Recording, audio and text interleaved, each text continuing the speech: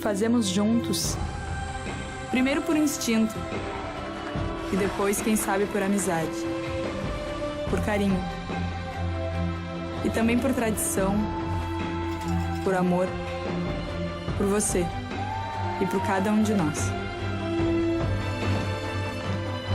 Fazer juntos, porque gente que coopera, cresce. Rumos da economia gaúcha, rumos do desenvolvimento do Rio Grande do Sul. Como conduzir o estado do Rio Grande do Sul a um novo patamar de desenvolvimento econômico e social. Esse é o propósito de uma série de debates do projeto Cenários de Amanhã, realizado pela Revista Amanhã e pelo Instituto Amanhã e seus apoiadores. Neste painel, nós contaremos com a presença do coordenador, diretor da Faculdade de Economia da Universidade Federal do Rio Grande do Sul, economista Carlos Horn, também foi presidente do Banco Regional de Desenvolvimento do Extremo Sul, o BRDE. Teremos a participação de Paulo Ziolkowski, presidente da Confederação Nacional dos Municípios, e também do presidente da Organização das Cooperativas do Estado do Rio Grande do Sul, OCERGS, Virgílio Périos.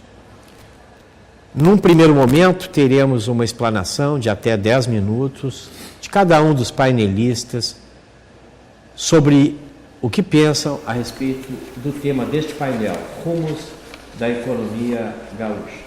Começaremos, então, pelo economista Carlos Horn. Por favor, professor.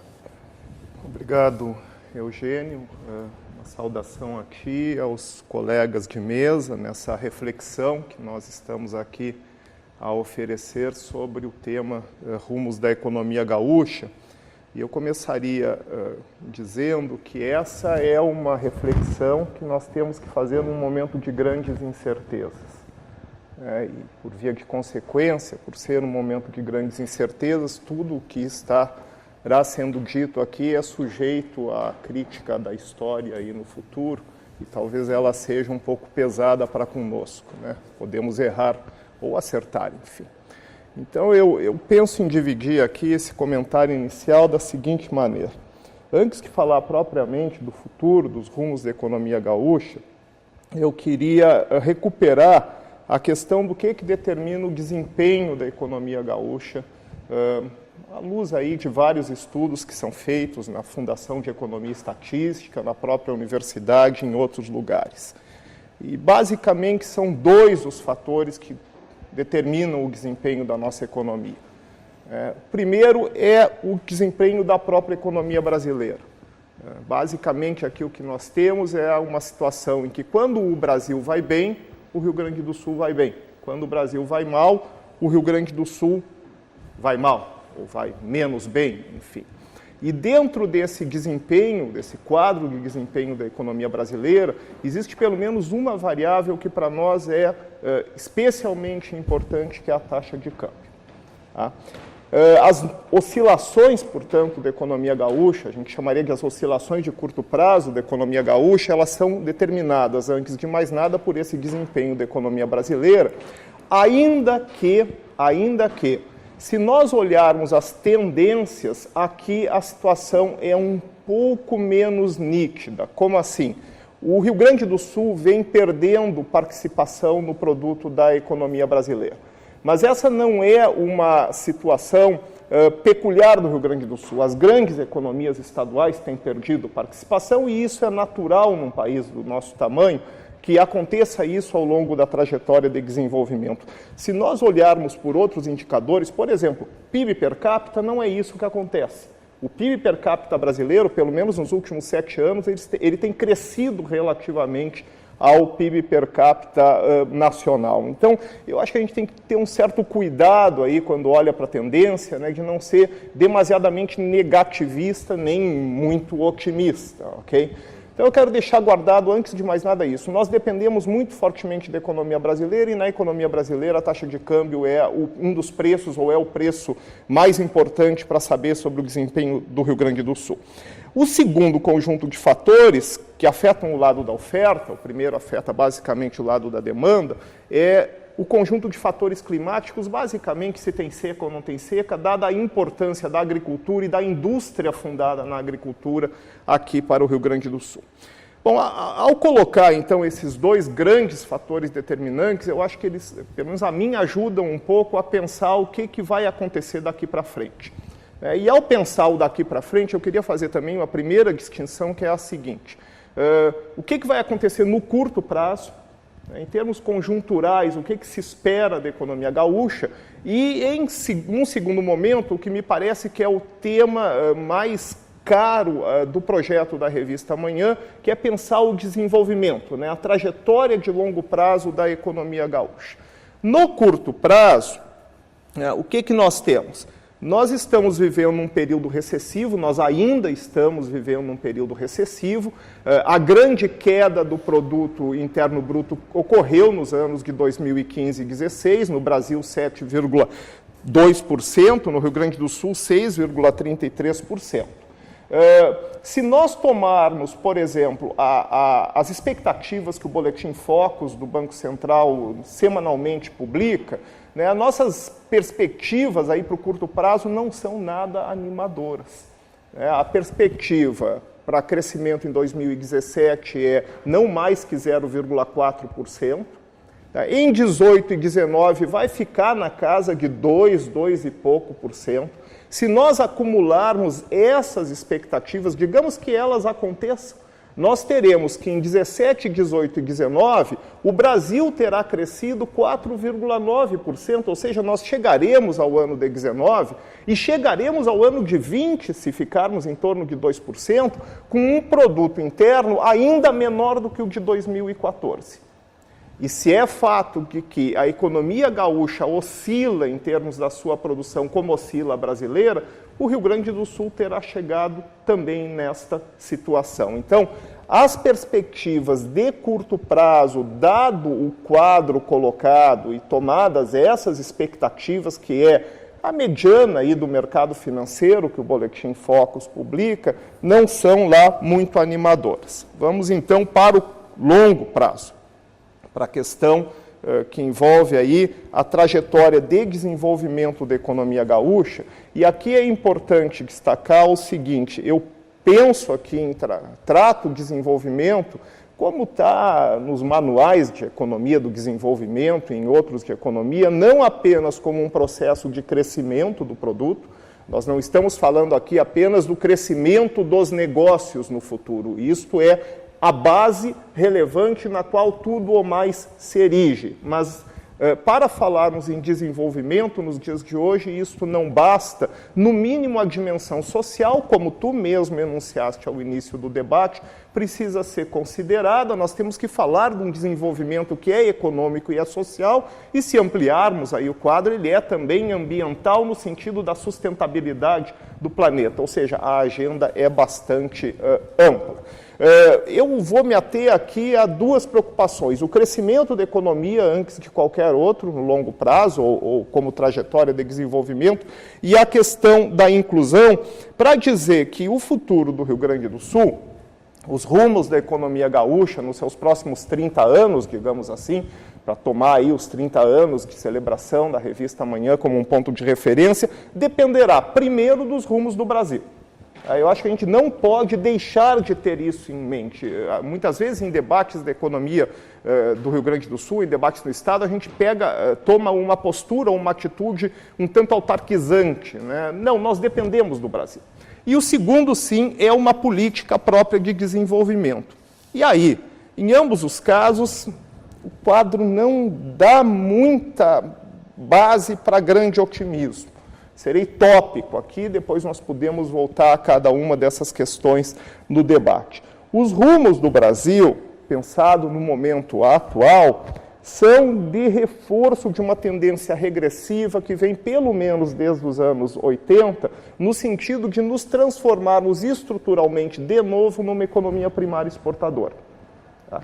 E o meu entendimento mais profundo é que não há futuro para o país e para o Rio Grande se nós ancorarmos a economia em bases primárias exportadoras. Futuro esse de inclusão de mais de 200 milhões de pessoas no Brasil, mais de 11 milhões aqui no Estado, precisa necessariamente ser pensado no âmbito de uma centralidade dada à indústria, como processo de industrialização que organiza todo o resto. Voltarei a isso daqui a pouco. A retomada do crescimento, no caso da economia brasileira, que ocorrerá, vai ocorrer desta vez, e infelizmente, com um muito provável crescimento da desigualdade e um ataque bem mais enfraquecido à pobreza, que continua sendo um problema. Então, do ponto de vista social ou da inclusão, ao retomarmos o crescimento, o passo do crescimento, ele ocorrerá com crescimento da desigualdade, e isso decorre diretamente do tipo de reformas que estão sendo implantadas na legislação brasileira. Muito bem, no caso aqui do segundo aspecto, que é a política de desenvolvimento, eu registraria aqui para início de conversa o seguinte: nós estamos hoje com uma lacuna muito grande nessa questão. O governo do Estado não possui uma política de desenvolvimento consciente. Ao longo das últimas 2, 3 décadas, as 3 da revista Amanhã, houve governos que pensaram conscientemente políticas de desenvolvimento. Eu mencionaria basicamente 3, governo Brito, governo Oliva e governo Tarso.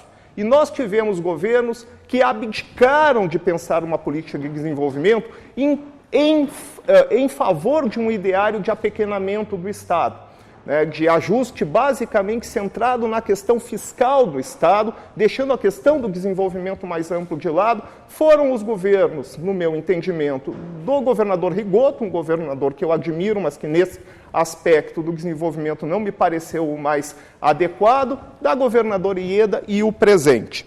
Se nós olharmos para o futuro, eu diria que uma combinação otimista para nós pensarmos o Rio Grande envolve 2 premissas. A primeira, o Brasil precisa perseguir uma política de desenvolvimento com ênfase na retomada do processo de industrialização. Segunda premissa, nós precisamos enormemente de um novo pacto federativo que reorganize as finanças do Estado. Eu não vou aprofundar, evidentemente, na questão do novo pacto federativo, porque nós temos à mesa pessoas muito mais habilitadas a tratar disso. E aí, dadas essas premissas, nós teríamos o campo, a macroeconomia do desenvolvimento, para definirmos uma política de desenvolvimento pactuada com eixo na indústria e na inovação, na infraestrutura para o desenvolvimento, na educação, nas cooperativas agropecuárias e na sustentabilidade. É isso que eu teria inicialmente como uma grande visão para oferecer ao debate. Obrigado, professor Carlos Horn. Passamos então a ouvir as considerações de Paulo Ziolkowski, presidente da Confederação Nacional dos Municípios. Qual é a sua visão? Primeiro, agradecer à revista Amanhã pelo seu 30º ano de existência, e pela, vamos dizer, a proposta de procurar o cenário dos próximos próprio nome, como foi dito. Agradecer o convite. Meu papel aqui, eu acredito que fui convidado como presidente de uma entidade que congrega os municípios brasileiros, 5.568. Portanto, é uma questão que eu queria abordar nesta direção. Como o tempo é bom, mas não se permite a discutir com mais profundidade, vou pegar mais para um lado do que está acontecendo, no nosso ver, na realidade brasileira. Logicamente, aqui o professor Carlos já deu um cenário bastante eloquente da nossa realidade, tanto um pouco passada como um cenário futuro. Eu não vou entrar nesse assunto, nos deu uma aula aqui já sobre essa situação. Dentro do possível, vou incursionar um pouquinho para lá, um pouco para cá. O que cabe hoje, vamos dizer assim, eu pegaria a última colocação do professor, que é a questão do chamado Pacto Federativo. Todos sabemos que desde 1891 nós saímos de um Estado unitário, e consagramos a federação, está lá na Constituição Republicana daquele ano, só que até hoje, mais de 120 anos depois, isso ficou no papel. Quer dizer, nós saímos do Estado unitário, desagregamos através dos estados e municípios, enquanto os americanos saíram estados, vamos dizer assim, regiões independentes, colônias independentes, criaram a federação. Hoje eles têm 25 emendas constitucionais. Nós só nas de 88 já temos 96 emendas constitucionais. Então, começa por aí, e no meu ver, toda essa realidade bastante confusa e que leva a toda a situação de tudo que ocorre no nosso país. Nunca se enfrentou a um centralismo fiscal que se manteve ao longo de todos esses anos, com altos e baixos, né? E os estados e municípios cada vez mais dependentes da arrecadação da União. A Constituição de 88 prevê, no seu artigo 23, que deveríamos regular as competências comuns, e aí vai desde a arrecadação da parte fiscal até a parte vamos dizer assim, de sustentabilidade do nosso país. O nosso Estado, eu vou elencar alguns pontos assim, por exemplo, sofremos muito com algumas políticas equivocadas, isso me permitiu, professor Carlos, eu discordo em parte, porque não sei se entendi bem, mas foi exatamente no governo Brito onde se aprofundou a crise que hoje nós vivenciamos, porque participei daquele momento quando se criou a Lei Candir, né? A Lei Candir, em 87, foi editada em 97, em contrapartida da negociação dos estados e municípios, né? E logicamente que a Lei Candir tem os seus benefícios também, que trouxe hoje, a gente olhando pela história, nesses 20 anos, evoluiu bastante. Só que no momento inicial, na transição, aquelas dos primeiros 5 a 10 anos, não houve o ressarcimento devido. O Rio Grande do Sul era o segundo estado exportador da época, né? Hoje, isso já mudou de cenário, bastante grande. Mas ali vem um equívoco. O segundo daquele governo foi as privatizações que foram promovidas na época. Quem não se lembra da privatização da CRT, da CE, né? Naquela oportunidade, o que deveria ser feito com aqueles recursos? Criar, por exemplo, um fundo de previdência dos servidores, estruturar o Estado. E aquele recurso basicamente foi colocado, e foram bilhões e bilhões ali, foi colocado praticamente no custeio, né? Em nada nessa questão de estruturação do Estado. Por isso que hoje o governo gaúcho está padecendo, entre outras coisas, por essas políticas que eu, com o maior respeito, entendi equivocada. E aí eu vou citar alguns exemplos. Educação. Nós estamos perdendo espaço na educação, por quê? Foi criado um fundo, o Fundeb, eu não vou discorrer sobre ele aqui, que é bastante grande, mas para ter uma ideia, esse ano são 142 bilhões de recursos só de estados e municípios, 10% da União, para a educação básica toda, que pega desde a creche até o 2º grau. São 42 milhões de crianças, o Rio Grande do Sul tem um percentual proporcional à sua população inserida nesse fundo. E vejam bem, os representantes gaúchos do Congresso votaram essa lei por até 2020, agora 2022, sem ter um centavo da União do Fundeb para o Rio Grande do Sul. É uma coisa inacreditável, e a luta que tivemos na oportunidade para que isso não ocorresse dessa forma, que o Rio Grande do Sul tivesse também uma certa proporção de retorno. Então a educação está faltando financiamento porque a nossa representação dentro do Congresso encaminhou desta forma, tanto a Lei Candir, né, porque queriam fazer aquilo ali, quanto o Fundeb, e assim sucessivamente em outras áreas. Então, o que está acontecendo hoje? Os municípios, por exemplo. Foi transferido para os municípios todas as responsabilidades na área social. Nós temos que pensar no desenvolvimento social também, né? Então, a educação é um caso concreto, que nós estamos, é só olhar os indicadores para ver o que o Estado vem perdendo gradativamente. Por quê? Porque não há uma representação no Senado que regule esta federação, que o Senado é a casa da federação. Nunca houve essa discussão. Há mais de 120 anos eu não vi um momento uma discussão dessa, né? Então, o que acontece? Somando-se a toda essa realidade, nós temos um crescimento demográfico inferior em nível nacional, que também está impactando. O Rio Grande do Sul, o seu estado, ou seja, criou vários direitos aí que hoje não estão conseguindo pagar. Então, os municípios é que estão lá na ponta, até agora, e o que é grave nesse cenário futuro que eu, na época do tempo, vou tentando sempre abreviar. Foi editado no país, com apoio praticamente de todos os brasileiros, sem saber muitos o que daria, a emenda constitucional 95. O que essa emenda propõe? O congelamento, né? Ou seja, vai aumentar só pela inflação. Então, o que a União gastou ano passado, aplica a inflação no agregado. Quando desagregar, que é no geral, vai dar os 3,5% de aumento. E isso é aplaudido pela economia. Como nesses 2 anos, como disse o professor Carlos, houve uma queda do PIB de 7 e pouco, isso representou, em termos nominais para o país, 300 bilhões de perdas. Para nós recuperarmos isso, nós teríamos que ter um crescimento no PIB de forma persistente para tentar chegar. Daria um exemplo assim, se eu estou correndo e caio com outro que no mesmo nível que eu vou demorar tempo, como é que agora eu vou alcançar esse outro que está lá na frente? Então, depende do desempenho do PIB para poder gerar emprego, renda, para a economia voltar a crescer e ter financiamento para as políticas públicas. Só que essa emenda constitucional, vamos pegar só a saúde. A saúde, por exemplo, foi congelado em 15% da receita corrente líquida Quando? Quando foi a menor arrecadação que foi ano passado. A base da saúde que está lá determinado por lei. Então, nos próximos 20 anos, não vai ter um centavo novo para a saúde, em termos reais. Vai ter só o aumento da inflação. Então, se tiver só o aumento da inflação, como é que nós vamos dar sustentabilidade para a saúde no Brasil e, lógico, aqui no nosso estado? E quem é que está fazendo basicamente saúde? São os municípios. Né? Então, veja bem, 15% hoje da receita corrente líquida dá 115 bilhões. Vai ficar congelado em 115, corrigido pela inflação. E se o PIB crescer a 2,5% em média em 10 anos, ele vai dar um aumento aí de 30% a 35%. Então vai se projetar um aumento na arrecadação, só que há vinculação pela inflação e não pelo PIB. Então como é que vai ficar a saúde aqui no nosso estado? Como é que nós vamos fazer? Porque até agora o investimento público que houve, foi, como o estado está mal, a União passou a ter programas para os municípios. Isso agora terminou. Isso não existe mais. Por quantos anos não vai existir isso? Porque está determinado em lei. Então você pega saúde, pega educação, pega assistência social, vai ver como é que nós vamos fazer isso e como é que as prefeituras vão poder fazer. Porque não adianta dizer que na federação nós temos autonomia. Que autonomia que nós temos? E no Brasil nós só arrecadamos 3 tributos, ITBI, ISS e IPTU. Como é que nós vamos melhorar essa arrecadação?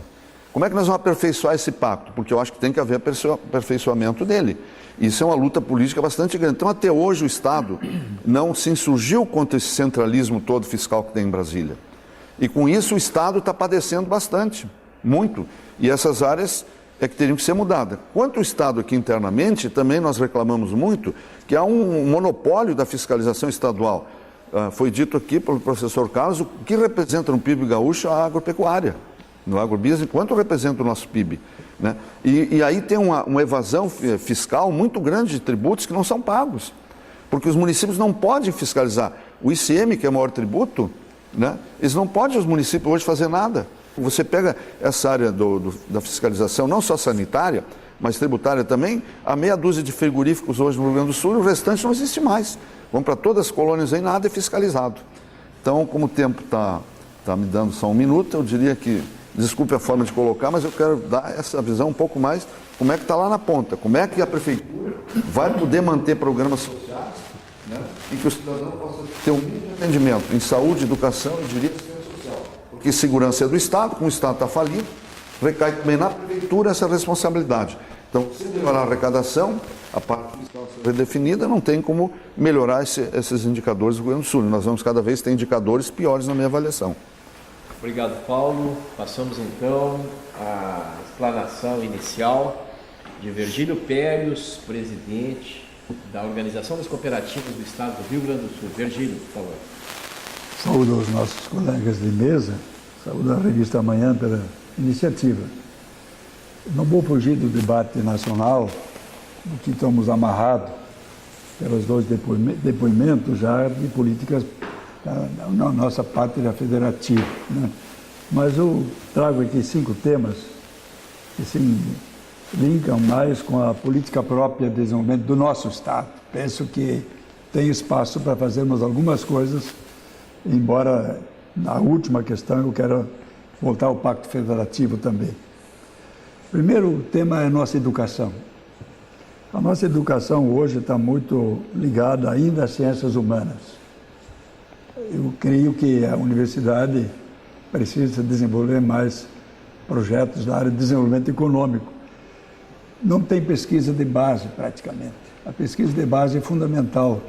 A Universidade Federal de Santa Maria desenvolveu uma pesquisa de base chamada Projeto Aquários, que hoje está dando uma rentabilidade de, no mínimo, 10, 15, até 50% de produtividade maior na área agrícola.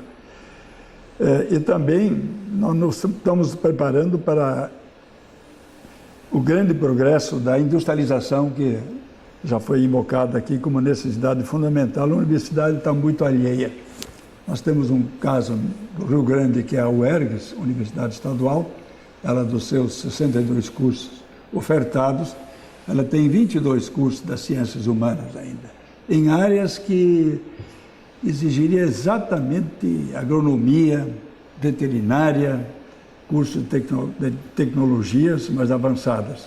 E o Sistema S ajuda até a sanear isso, preparando profissões para o mundo real das indústrias, para o mundo real da economia, inclusive economia agrícola. Mas é um fosso tecnológico que estamos sentindo e tem que haver também uma reorientação do nosso modelo acadêmico universitário. O segundo gargalo, me parece extremamente importante, que o Estado pode desenvolver, seria a questão da energia mais forte. Nós temos ainda uma energia fraca, precisaríamos desenvolver fundamentalmente um investimento de 500 milhões para 130 mil propriedades rurais terem luz, no mínimo bifásica, trifásica. Isso que a agricultura tem uma grande contribuição para o nosso PIB gaúcho, no PIB brasileiro. Mas se tivéssemos energia, que é o maior insumo hoje da agricultura, da agropecuária, do agronegócio, nós teríamos condições de, no mínimo, 100 mil produtores rurais gaúchos desenvolverem-se também melhor na área de produção de leite, pequenas agroindústrias, desenvolvimento na sua região, para que pudéssemos gerar mais riqueza para o nosso Estado. E temos que pensar na internet, no meio da comunicação. Nós temos uma experiência de cooperativas de infraestrutura, já tem a Cooperel com 25 mil produtores rurais ligados por internet via as próprias redes de energia elétrica. O Estado teria que só fazer uma ação, porque o resto pode ser feito, reduzir o valor do ICMS, que é de 30% para 12%, que é o custo da energia. A internet tem um custo muito alto para desenvolvermos esse projeto mais fortemente. Em termos de logística, estamos longe, porque não há uma integração entre rodovias, ferrovias, hidrovias e portos. Nós levamos 5 dias para o manejo, lá na navegação, carregar um navio. A Alemanha leva um dia, a China leva um dia. A única que houve modernização foi Tergraça, que consegue reduzir esse prazo para 2 dias. Então, o Brasil, infelizmente, optou pelo rodoviário. Nós temos uma perda de grãos muito grande pelo sistema de transporte de cargas, o sistema rodoviário, sem conexão com ferrovias e não diretamente também com a navegação. Uma chata de Cachoeira carrega por um custo de 0,54 a saca de arroz até o Porto de Rio Grande. A rodovia é R$ 4,00 o custo. Então, essas são as diferenças que nós teríamos que melhorar nosso sistema de logística. A agroindustrialização, sim. Não vou falar da indústria em geral, mas da agroindústria. A agroindústria agrega valor, agrega renda e agrega fisco para o Estado. Vamos dar um exemplo bem concreto. A CCGL de Cruz Alta, por determinação do Poder Municipal, com aprovação da Câmara Municipal, aprovou um projeto de lei extremamente importante que deu fim à guerra fiscal lá para estabelecimento de onde é que vai a planta industrial. E o município de Cruz Alta abre mão do valor agregado pela industrialização do ICMS. Isso gerou, no ano passado, 162 milhões de ICMS a mais, cujo valor foi devolvido aos municípios que geram matéria-prima. Então, esse pequeno modelo de fim de guerra fiscal teria que servir de modelo para nós incentivarmos mais fortemente nossos projetos agroindustriais, porque grande parte, a menos de grãos, ainda não é industrializada. Nós temos uma forte bacia leiteira industrial do leite, temos forte bacia da área vitivinícola, agora com sucos de uva e vinhos melhorados, com qualidade iguais aos outros países da América Latina. Temos uma agroindústria forte na área de carnes, origem animal, mas ainda temos espaço muito forte e grande para desenvolver realmente e fortalecer a nossa agroindústria. E o quinto ponto que eu quero colocar, que é uma inconformidade muito grande dentro do Pacto Federativo das matérias que já foram colocadas sobre a mesa, é a Lei Candir. A Lei Candir hoje, a União Federativa nos deve, para compensar a não cobrança de ICMS nas exportações de produtos não industrializados, principalmente da matéria-prima, no caso nosso, com vários produtos, nos deve, segundo alguns dados científicos, 47 bilhões de reais. O cálculo é um pouco maior. Nós chegamos a 58 bilhões de reais. Referindo-se a todos os estados? Ao Rio Grande do Sul. Apenas ao Rio Grande do Sul. Okay. Este valor nos tira a diferença para o estado do Rio Grande do Sul ser competitivo. Porque a dívida ativa do estado está em torno de 11. Nós estamos a receber um valor de, vamos deixar o número oficial, 47 bilhões. Sem esse aqui, nós não teremos condições de desenvolver o Rio Grande do Sul. Nem o estado vai ter condições. Agora, é evidente, dentro do Pacto Federativo, onde se considera que a União tem um papel fundamental de ser uma federação para os estados e municípios, 25% dessa lei pertence aos municípios, também de recursos próprios. O Rio Grande e os estados que fazem as exportações, que no caso de Minas, próprio Rio de Janeiro, Pará, Mato Grosso do Norte, do Sul, Minas Gerais, especialmente pelo café e Paraná, estão em altas dificuldades em função exatamente das suas finanças próprias. São estados ricos, alguns, mas pobres na área do fisco a nível de estado. Então, essa compensação terá que ser exigida, fundamentalmente trabalhada para que o Rio Grande possa se equilibrar nas suas finanças próprias. Ok. Vamos começar então aqui um período de interação, troca de ideias, perguntas. A minha primeira pergunta, professor Carlos Horn, é sobre esta sua recomendação de que os governos estaduais têm políticas de desenvolvimento e não esgotem seus esforços na questão fiscal, do ajuste fiscal, né? Mas eu me pergunto como um Estado que não paga sequer seus compromissos mais básicos, como salários em dia, pode ter margem para desenvolver ações políticas orientadas ao desenvolvimento com maior ênfase, estando sufocado por uma penúria nos seus próprios. E essa pergunta vale não só para um governo, mas para quaisquer governos que assumirem essa tarefa de conduzir os destinos do Rio Grande. Essa é uma das nossas perguntas mais importantes, né, quando se trata de pensar o futuro do Estado. O que eu tenho procurado, procurei aqui, tenho procurado em inúmeras outras oportunidades destacar é o seguinte: elaborar, formular e executar uma política de desenvolvimento não se resume a resolver a questão fiscal do Estado. Resolver a questão fiscal é não mais do que uma premissa para que a gente consiga ter um cenário um pouco mais assentado para elaborar a política de desenvolvimento.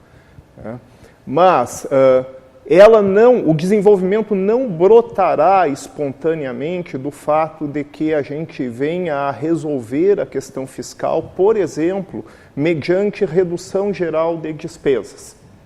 O apequenamento do Estado, no meu entendimento, gerará menos desenvolvimento e não mais desenvolvimento.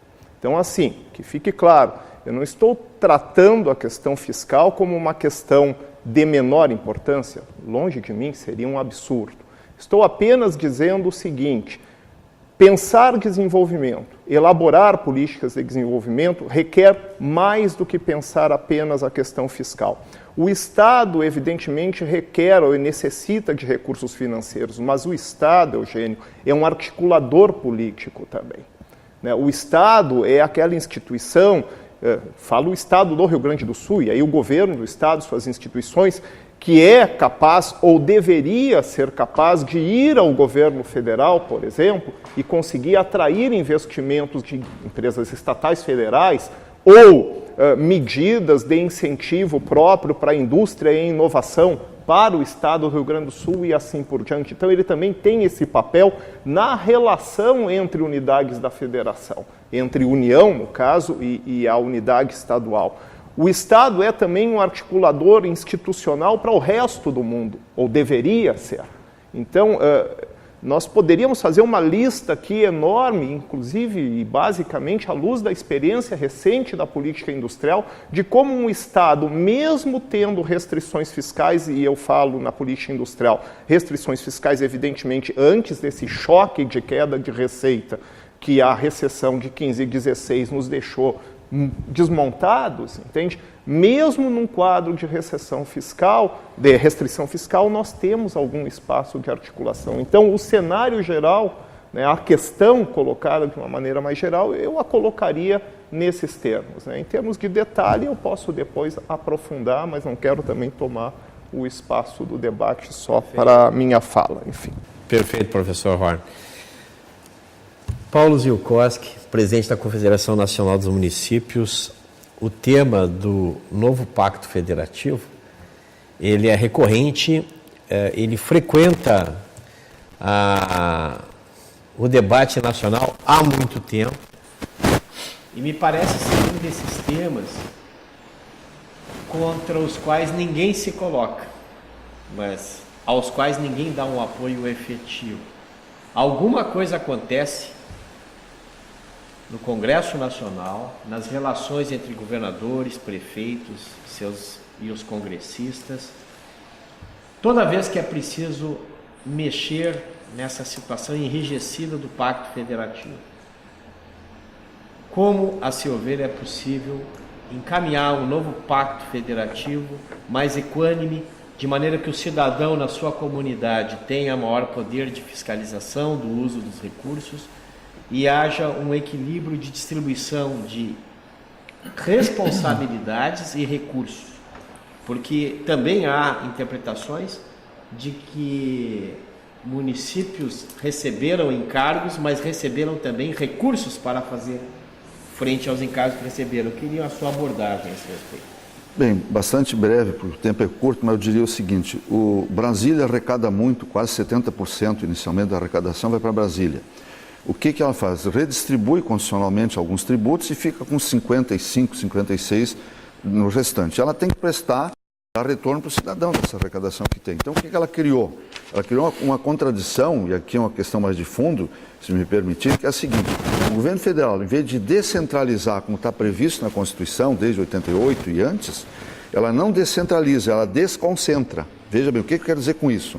Ela mantém a concentração do recurso e quando ela distribui esse recurso novamente para o cidadão, ela cria programas. São 390 programas que tem no Brasil.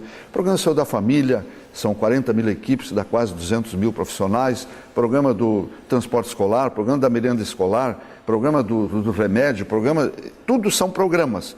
Esses programas, em vez de haver a descentralização para o gestor local e a comunidade se apoderar daqueles recursos e ela fazer gestão, não. Ela passa esse recurso previamente já determinado em Brasília. Então, esse é o problema maior. Não nas transferências obrigatórias e constitucionais, e sim nesses chamados programas. E aí que ocorre a corrupção, muitas vezes o desvio e a falta de gestão. Então, isso teria que ser corrigido. Esse passeio do dinheiro. Esse passeio do dinheiro.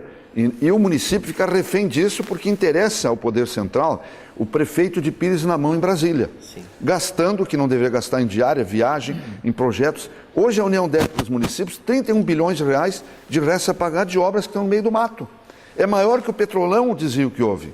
Mas a sociedade não tem esses dados, não se apoderou disso. O que nós estamos fazendo na entidade? Vou citar alguns exemplos rápidos. Primeiro, por exemplo, o projeto de lei do Senado 228. Foi instalado a semana, nós acompanhamos, que exatamente, Virgílio, rediscute o ressarcimento que o Supremo decidiu de que tem que haver até 30 de novembro uma lei que regule essa compensação, ou então vai ficar para o Tribunal de Contas regular se não houver a lei. Então, o senador Wellington Dias, lá do Wellington Fagundes, Mato Grosso, está discutindo conosco, já instalamos, estamos lá discutindo para aperfeiçoar essa parte, é a parte concreta que tem. Royalties, quanto tempo nós lutamos, a Confederação, eu particularmente, e conseguimos derrotar 6 vezes o governo que queria manter o dinheiro só no Rio e só no Espírito Santo. Os municípios hoje têm eleição ano que vem, o prefeito é chamado para dar o transporte, funcionário, papel, ninguém está olhando isso. Isso é competência do Estado da União, fazer eleição, e não o município. Assim a segurança, se a prefeitura não entra com a casa, com combustível, com veículo, muitas vezes, com tudo, não tem nem um brigadiano para elaborar.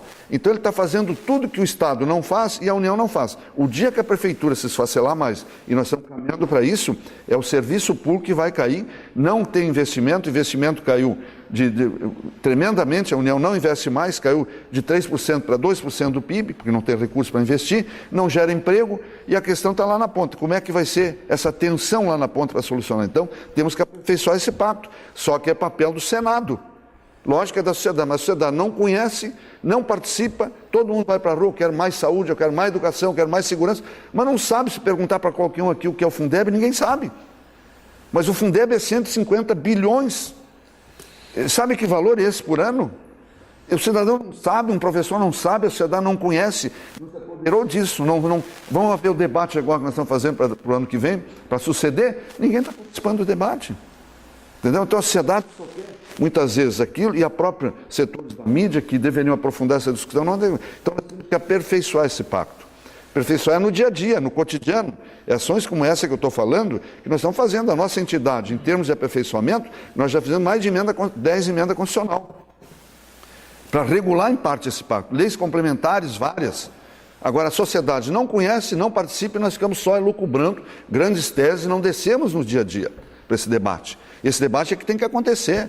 Na hora da eleição, às vezes eu vejo um jornalista perguntando, não sabe o que está perguntando. Tem um candidato prometendo, ele não sabe de onde é que tem o dinheiro, promete o quê? Tem almoço de grátis? Não tem. Então não é aprofundado. De onde é que tu tira o dinheiro para isso? Tem que... E lógico, aí entra a parte política, que é a mais importante de todas. E enquanto não terminar também com as emendas parlamentares, nós temos estudos que mostram o desvio que tem nas emendas parlamentares e a mercadoria de troca. Essa semana está todo mundo divulgando. Porque liberou emenda impositiva. Não é pago.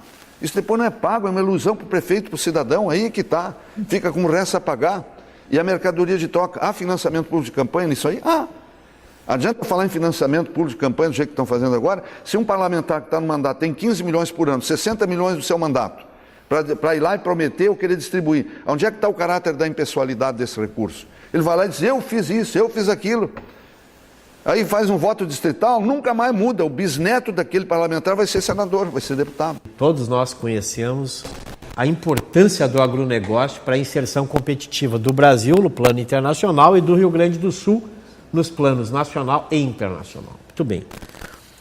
Como o cooperativismo gaúcho, né, que é tão forte, respeitado, enfim, historicamente é berço, né, o Rio Grande do Sul, do cooperativismo. Como o cooperativismo está vendo esse desafio de compor um cluster, uma cadeia agroindustrial forte, né, como a entidade máter aí, a OCERGS, Organização das Cooperativas, está trabalhando para fazer com que as cooperativas talvez criem musculatura, talvez se fundam, talvez se agrupem e tenham um investimento mais forte em industrialização, né, para compor um agronegócio de base mais dinâmica e competitiva. Bom, realmente o tema é de fundamental importância. Eu quero voltar a um aspecto mais geral e descrever um pouco a ilha do cooperativismo em termos de economia 2016. Nós tivemos sucesso. Nosso PIB médio foi de 14,22% de crescimento das cooperativas. Tivemos um crescimento também de número de sócios, tivemos crescimento do próprio geração de tributos para a União Federal, 5,9% acima da inflação, portanto houve contribuição a mais para o fisco. Tivemos um valor fundamental de retorno para as cooperativas esse ano, chegou a 4,5 bilhões com balanço social, isso dá, na média, os 2.800.000 sócios, R$ 1.500 per capita por cada sócio. Mas esta é a nossa, vamos dizer, quase ilha de crescimento, porque numa sociedade em crise, as cooperativas são eminentemente sociedades de pessoas e elas têm de se juntar mais, se unir mais e investir melhor, porque a discussão é muito mais séria, maior dentro do seio dos processos cooperativos. Agora, para nós crescermos mais, nós temos uma meta. Realmente, para nós, para o sistema cooperativo, a agroindústria é uma meta. Precisamos crescer em todos os níveis. Há 4 anos atrás, o Rabobank, uma instituição financeira, desenhou todo um projeto de investimentos novos que teriam que ter feitos e idealizamos mais ou menos umas 10 novas agroindústrias na área de grãos, na área de carnes, na área de leite, fundamentalmente nessas 3 áreas. O vinho já fez sua função principal, eu preciso dar essa notícia. Transferiu-se nos últimos 3 anos o parque industrial para sucos de uva. Já que o suco de uva entrou na merenda escolar, hoje nós temos uma produção de 2 milhões de litros de suco de uva dia, feito pelas cooperativas. E ainda precisaríamos produzir mais 2 milhões para atender a merenda escolar no Brasil inteiro, que é de 47 milhões de crianças em sala de aula, que tem um dos elementos que é o suco de uva. Então, nesse setor foi bem atendido. A grande questão é o grão. Enquanto, digamos, a discussão inicial que o professor Horn nos deu sobre a questão do câmbio, enquanto o câmbio for favorável à política exportadora de grãos, evidentemente a tendência de o grão não se industrializar. E aí nós estamos realmente trabalhando fortemente a área do trigo, uma agroindústria forte do trigo, a semelhança das cooperativas do Paraná, que montaram 5 novos moinhos grandes de industrialização e precisamos montar um programa nesse sentido.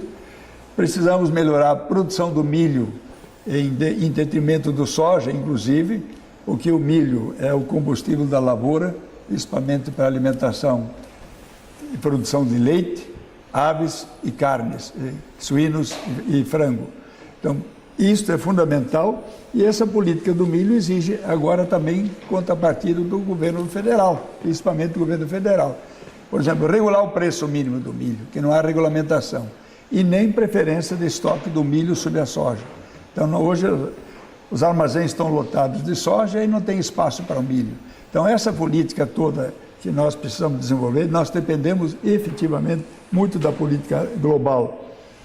E o custo da agroindustrialização aumentou muito pelo Plano Safra 2017-2018. E, incrivelmente, a nossa Fazenda Federal não entendeu a importância do agronegócio, que hoje gera 38% do seu PIB interno e não consegue entender que o custo financeiro do Procap Agro, que é a grande linha de investimentos de novas agroindústrias, que esse é o caminho da agroindustrialização, se elevou o juro de 6% para 12,75%. Não só o Procap Agro, linha de comercialização, de industrialização, são linha de compra de insumos, todos esses juros subiram para 12,75% e estamos trabalhando firmemente para ter uma remodelagem desse processo, já que a inflação hoje está em torno oficial de 4%, menos de 4%, e o juro 12,75%.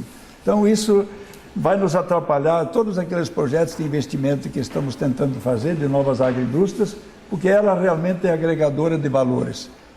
Segura o jovem do campo. Onde tiver uma agroindústria, você nota tipicamente a cooperativa rejuvenesce. A idade média de 55 anos passa para 45, se tu tem várias agroindústrias, que o jovem permanece no campo.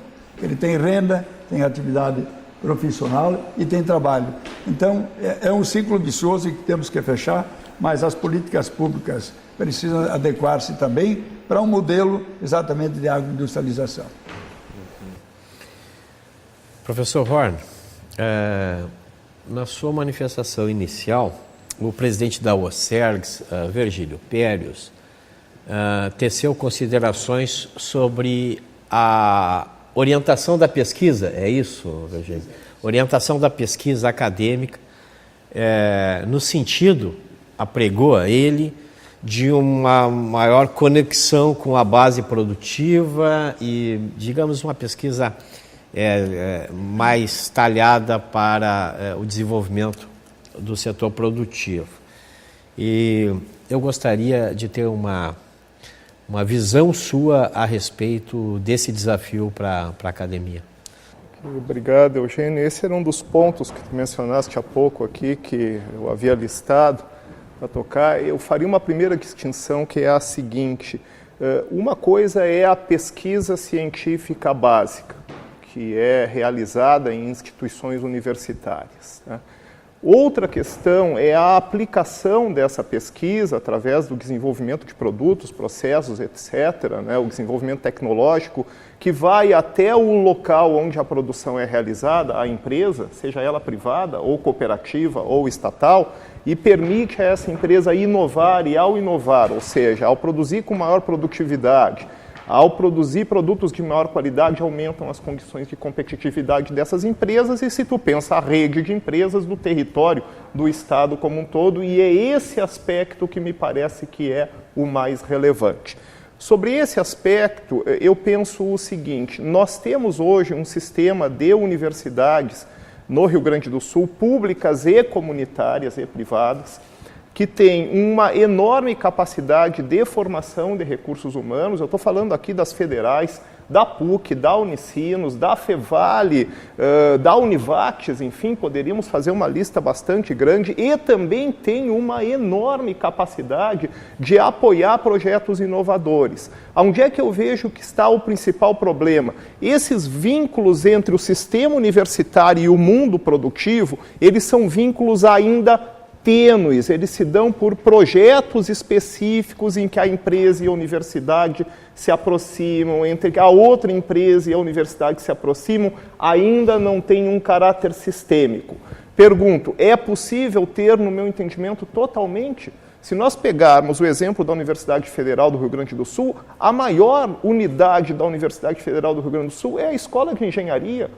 Tá? Nós desenvolvemos pesquisa lá em inúmeras áreas, em agronomia e veterinária também, onde o Virgílio fez menção, né? Então, assim, eu não vejo nenhum problema de dicotomia entre ciências sociais aplicadas, humanas, contra exatas, engenharia, veterinária, etc. O nosso problema principal é o da aproximação, e aqui talvez, Eugênio, seja mais um bom exemplo do que o Estado pode fazer. Um Estado que tem estratégia de industrialização, nessa estratégia ele se movimenta em favor da aproximação dessas empresas, entende? Do mundo universitário e do mundo universitário com as empresas, né? A universidade está preparada para tanto, o marco legal mudou, nós temos hoje um novo marco legal da inovação que dá maior flexibilidade para esse arranjo. Esse não é um problema menor, o do marco legal. Nós tínhamos um marco legal muito enrijecido no uso do recurso público para o apoio à instituição privada, à empresa privada. Agora nós melhoramos o marco legal. O cenário, digamos assim, cultural é que não está muito favorável hoje em dia, em que qualquer aproximação de um ente público, de uma empresa privada, no sentido do incentivo, fica parecendo o que não deve ser, quando qualquer política industrial pressupõe essa aproximação, porque antes de mais nada, política de desenvolvimento, e eu faço sempre ênfase na industrial, é uma política que começa focando naquilo que nós economistas chamamos de formação bruta de capital fixo, ou seja, no investimento produtivo, sem o qual nada haverá. Nada haverá. Eu dou outros exemplos, se tu me permite, aqui indo um pouco além, exemplos bem concretos de como uma política de desenvolvimento pode se articular nesse sentido. Bancos de desenvolvimento. A existência do BRDE, da Agência de Fomento, Badesul e mesmo do Banrisul, é o que permite hoje que nós, através dessas instituições, carreamos recursos do sistema BNDES, que está centralizado no Rio de Janeiro, para investimentos de menor porte, não tão menor porte, até 20 milhões de reais, tá? Para segmentos específicos da nossa malha econômica, por exemplo, as cooperativas. Quais são as instituições financeiras que têm a maior participação no financiamento do investimento das cooperativas? Tu sabes dizer? Os senhores sabem? Pois bem, são os bancos de desenvolvimento e as agências de fomento desse Estado, que vem financiando ao longo dos anos e anos e anos os investimentos do sistema cooperativo. Retirem-se essas instituições. Alguém entrará no lugar. Quem? Quando? Qual vai ser o buraco da transição? Ou seja, a queda do financiamento para esses investimentos, se isso acontecer. Eu prefiro pensar muito mais no fortalecimento de instituições como esta, BRDE, Badesul, Agência Gaúcha de Desenvolvimento e Atração do Investimento, Fundação de Economia e Estatística, que são instituições importantes para pensar o Estado e ajudar a sociedade gaúcha como um todo a conceber uma estratégia de desenvolvimento e executá-la. Perfeito. Paulo, sobre ainda a questão dos municípios, do municipalismo e do Pacto Federativo, começa a tomar forma mais uma tentativa de reforma tributária com a defendida extinção, defendida que eu digo no âmbito do relatório do deputado Luiz Carlos Rauli, né, do Paraná. No âmbito do relatório ele defende alguns pontos, essencialmente a extinção de alguns impostos, né, como ICMS, ISS, criação de um imposto sobre valor agregado e de um imposto seletivo. Enfim, novamente o tema da reforma tributária está colocado. Na tua avaliação, isto prosperará? O Brasil está, enfim, consciente da necessidade de substituir um sistema tributário complexo, ineficiente e que atende a um pacto federativo que tu contestas, né? O Brasil está consciente dessa necessidade e predisposto a apoiar isso? O Brasil, eu digo o Congresso Nacional. Não, eu acho que a proposta que está em debate, que vai entrar em debate, ela é muito interessante. Aliás, isso é recorrente há mais de 30 anos no Brasil, a necessidade de se fazer. Vem se fazendo pontualmente e cada um procurando arrecadar mais para si, a União, o Estado ou o município. Eu acho que nós temos que aprofundar e esta é uma oportunidade, eu acredito que isso vai avançar. Não sei até que ponto, se é na totalidade da proposta, porque é uma proposta bastante, não só interessante, como necessária para a retomada do próprio desenvolvimento. Só que nós temos que olhar em várias direções. Primeiro, não é só na questão vertical, ou seja, União, Estado e município, e sim também na parte horizontal, até entre estados e principalmente entre municípios, né?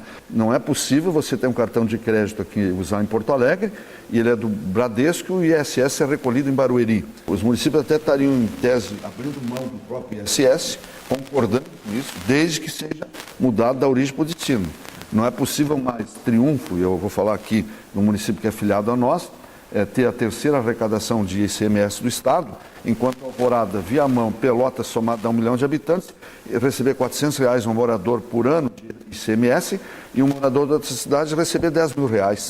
Isso não se justifica mais. Então, essa reforma tem a oportunidade de mudar nessa parte horizontal, também na vertical, e definir principalmente atribuições. Nós não queremos mais recursos, o município tem 18%.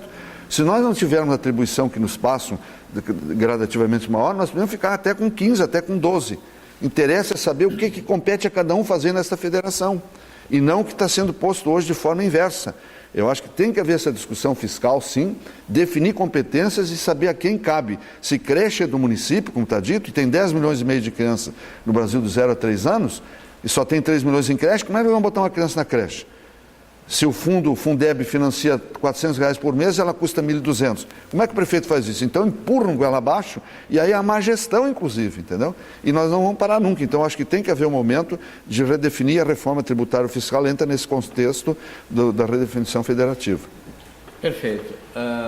Nós estamos sobre o tempo, mas eu vi que o Virgílio Pérez, presidente da OCEG, estava fazendo algumas anotações. Queres fazer Eu quero reforçar que foi acabar.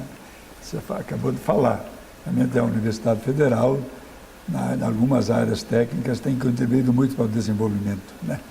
Mas eu ainda acho que precisamos mais engenheiros, mais tecnólogos, mais economistas rurais, mais administradores de empresas do que filósofos, que eu também sou, e pedagogos, que eu também sou.